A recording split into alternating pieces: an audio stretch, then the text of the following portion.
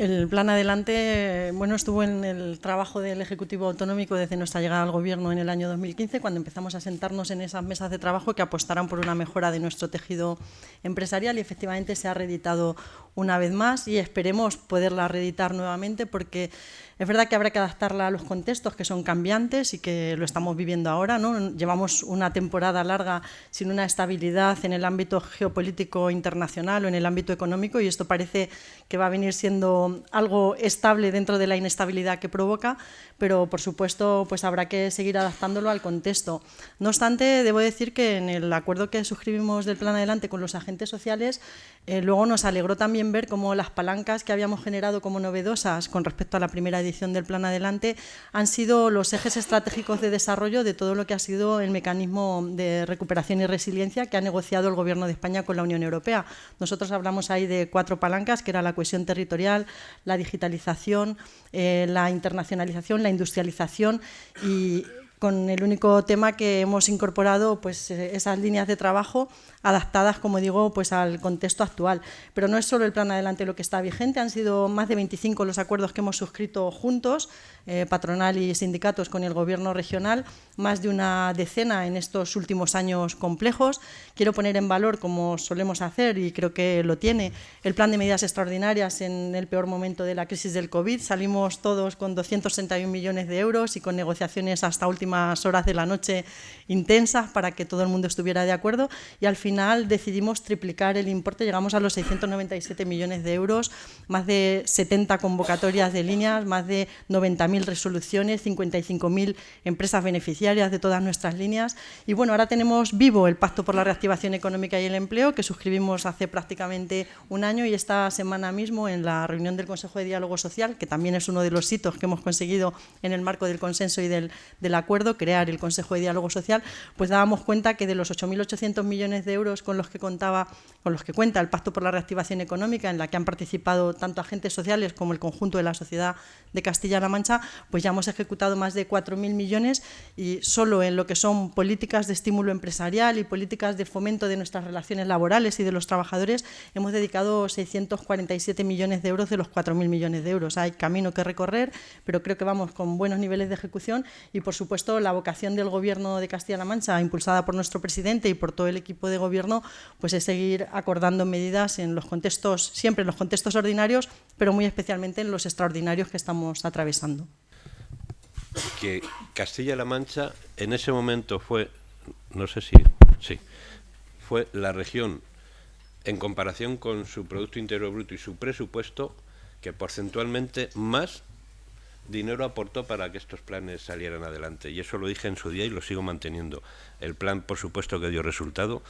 Nosotros siempre hemos estado acostumbrados a que nos llamen abajo firmantes y no sé qué cosas más nos llaman cada vez que nos hacemos una foto, pero es que esa foto no es una foto, esa foto lleva detrás miles de horas de trabajo, y no exagero nada, con más de 100 personas trabajando en mesas, aportando medidas y medidas correctivas también. Y eso da como fruto pues una serie de acuerdos y de pactos que yo no conozco otra comunidad con toda esta cantidad de pactos, y no son pactos de un papel firmados que no tienen consecuencia. La condición, creo que pusimos los 3 agentes sociales cuando nos reuníamos con el Gobierno, era que fueran pactos presupuestados y con consecuencias inmediatas para la economía de la región, tanto para trabajadores como para empresas. Y eso creo que ha sido así, y seguimos trabajando en esa línea. Por tanto, claro, ¿por qué Castilla-La Mancha es una de las regiones con menor conflictividad laboral? Pues porque aquí no somos capaces de entendernos. Claro, hay que poner en valor el acuerdo, porque acordar con los mismos, si yo me siento con Javier, presidente Fedeto, y yo de CAN, y acordamos algo, pues, no es que no valga, pero tiene poco valor. Pero claro, sentarnos con comisiones, con UGT, son sindicatos de clase, nosotros, puta patronal. Y llegar a acuerdos cuando venimos de posiciones tan distintas, eso yo creo que merece un reconocimiento.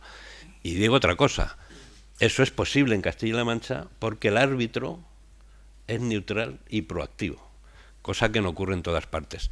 Cuando quien tiene que arbitrar, quien tiene que impulsar esa negociación colectiva, ese acuerdo social, ese diálogo permanente que tenemos, es el Gobierno, no puede ser otro, es el Gobierno. Si el Gobierno no está por la labor, el diálogo social, y lo hemos vivido, pierde sentido y no tiene impulso. Por tanto, yo de mi gobierno no puedo hablar mal, y lo digo siempre, y cuando tenemos algo que decir, tenemos, no sé, creo que es un buen sistema, decirlo en un despacho y no decirlo de cara a la galería, porque la mayoría de las cosas que hacemos con el gobierno nos vienen bien a todos. Yo siempre procuro mantener una premisa que es muy difícil, pero intento mantenerla, la tengo siempre aquí, y es conseguir lo mejor para la empresa sin perjudicar al trabajador, y conseguir lo mejor para el trabajador sin que se perjudique la empresa. Y ese equilibrio es muy difícil de encontrar, muy difícil, pero por la parte patronal el esfuerzo no queda. Que no podemos siempre llegar a los mismos acuerdos, y vale, pero yo tengo que reconocer que tanto comisiones como UGT apoyaron un plan que iba destinado a empresarios, y por su parte la patronal aprobó un plan que iba destinado a trabajadores, en este caso un plan de empleo. Bueno, es que tiene que ser así. La pelea que nos conduce, lo estamos viendo en otros niveles, la pelea no conduce absolutamente a nada. El diálogo social tiene que tener esencialmente sentido común y sobre todo generosidad, porque efectivamente el diálogo social no es solo lo que uno recibe, sino lo que es capaz de poner encima de la mesa para poder llegar a un acuerdo. Evidentemente aquí hay que poner en valor la acción del gobierno. Yo diría la acción de gobierno, permitirme que meta también al gobierno de la nación. Hemos pasado 2 años tan complicados donde el diálogo social era una absoluta obligación. O sea, no haber dialogado y no haber acordado cuando las empresas estaban cerradas con sus candados echados hubiera sido un auténtico suicidio. Y yo sí que quiero romper una lanza porque gracias al acuerdo de diálogo social que, por ejemplo, se hizo a nivel nacional, en este país no cerraron 1,5 millones de empresas y en este país no se fueron a la calle en torno a 5,5 millones de trabajadores. Eso es algo que es fruto del diálogo social, del entendimiento no solo de comisiones y UGT, sino también de la patronal, que fue firmante, y por supuesto con la generosidad de saber que eso iba a costar mucho dinero, que por cierto, Ángel, sale de los impuestos que se pagan.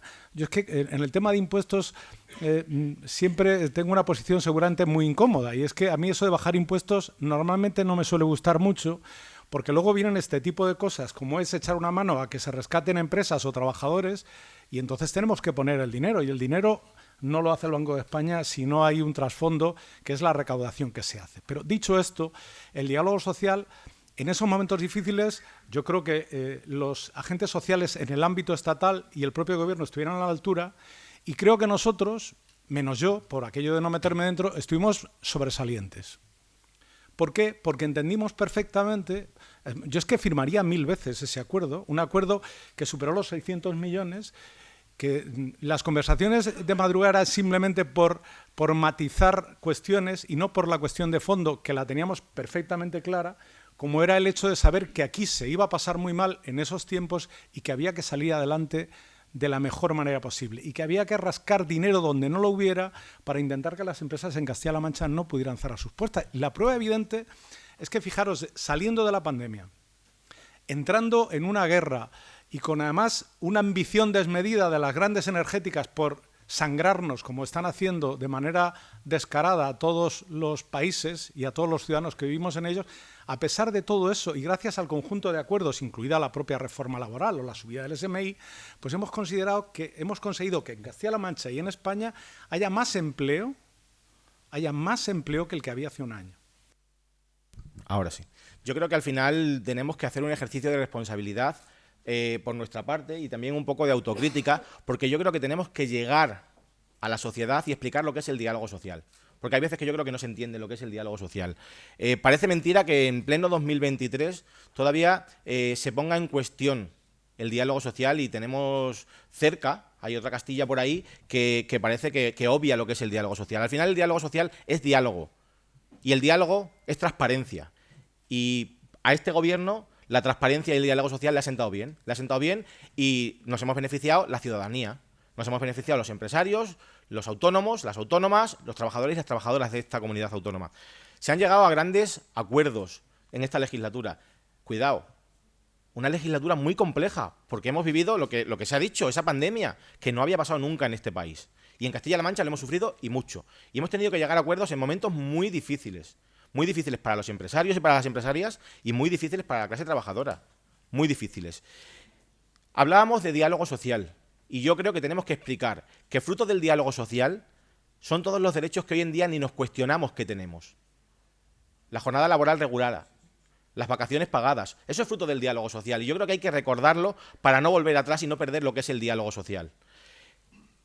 Como decía, hemos llegado a acuerdos importantísimos en la pandemia y yo creo que puedo marcar 3 grandes fases y no sé si mis compañeros de mesa compartirán en esa pandemia y en ese momento que nos ha marcado un antes y un después en la forma de hacer. Hay formas de hacer política y hay formas de hacer diálogo social y yo creo que los que estamos en esta mesa tenemos que sacar pecho. Tenemos que decir que el diálogo social no es que Ángel Nicolás, Paco de la Rosa y Luisma Monforte se sienten con Emiliano García Paje y con la consejera mediando y con todo el trabajo y firmen un acuerdo que beneficia a nuestras organizaciones a las que representamos. No. Cuando llegamos a ese acuerdo, y somos abajo firmantes, como habéis dicho, es porque estamos pensando en la ciudadanía, porque representamos a todos los ciudadanos y a todas las ciudadanas de Castilla-La Mancha, que sean empresarios, empresarias, autónomos, autónomas y trabajadores y trabajadoras. Se llegaron a 3 grandes acuerdos. El primero, el plan de medidas extraordinarias. En ese momento temíamos por la vida de las personas. Teníamos miedo. Los que estamos aquí también somos personas y también teníamos miedo de que nuestros familiares perdieran la vida, de que nuestros seres queridos iban perdiendo la vida. Conocíamos a gente que estaba muriendo y falleciendo por el COVID. Por lo tanto, ese sentimiento que teníamos dentro también marcaba a la hora de sentarte a llegar a un plan y a un acuerdo con el gobierno y además nos hablaban de cifras que incluso pues, nos daban un poco de vértigo. ¿Y qué pensábamos? En salvar a las personas. Y en Castilla-La Mancha acordamos ese plan de medidas extraordinarias que salvaba a personas. Nos centramos en las personas y se llegó a ese gran acuerdo fruto del diálogo social